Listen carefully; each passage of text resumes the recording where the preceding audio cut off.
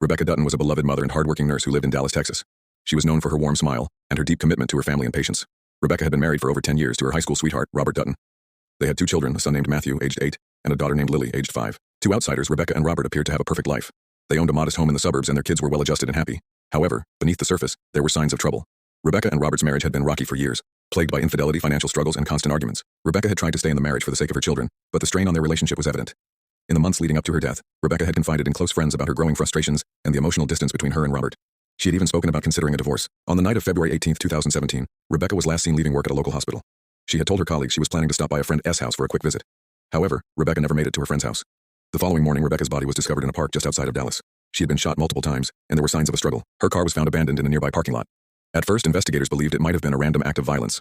However, when they began looking into her personal life, they quickly realized that Rebecca's murder was not random. Detectives began by questioning Rebecca's husband, Robert Dutton, but he denied any involvement in her death. He claimed he had been at home that night taking care of the kids and didn't know where Rebecca had gone after she left work.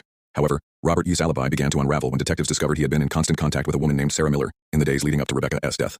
Sarah was a co-worker who had been involved in an affair with Robert for over a year. Investigators learned that Robert and Sarah had been planning to leave Rebecca for months. As the investigation continued, Rebecca's friends revealed even more startling information. It turned out that Rebecca had suspected her husband's infidelity for some time and had even hired a private investigator to follow Robert and Sarah. The investigator had gathered evidence that Robert and Sarah were indeed having an affair, which Rebecca had confronted her husband about just a few weeks before her murder. Rebecca's friends also told police that Rebecca had been planning to confront Robert about the affair and demand a divorce. According to one friend, Rebecca had said, "I've had enough. I can't do this anymore. He won't get away with it." Further investigation revealed a shocking detail. Robert Dutton had been in the park where Rebecca's body was found. Surveillance footage showed his car parked near the area around the time of the murder. Additionally, cell phone records placed Robert in close proximity to the park just minutes before Rebecca was killed.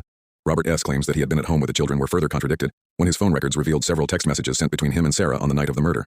The texts indicated that Robert had planned to meet Sarah that night, but later changed his mind, deciding to confront Rebecca instead. During his interrogation, Robert Dutton initially denied any involvement in his wife's murder. However, as detectives presented him with the overwhelming evidence, his cell phone records, his car near the crime scene, and the text messages, Robert eventually broke down and confessed to the crime. Robert admitted that he had been planning to leave Rebecca for Sarah, but knew that a divorce would be complicated and costly. In a fit of rage, he confronted Rebecca that night, and the argument quickly escalated. Rebecca had threatened to expose his affair and take the children with her, which pushed Robert over the edge. In a blind rage, Robert shot Rebecca multiple times, then staged the scene to make it appear as if it were a random attack. He dumped her body in the park, hoping it would throw off the investigation. The trial of Robert Dutton began in 2018.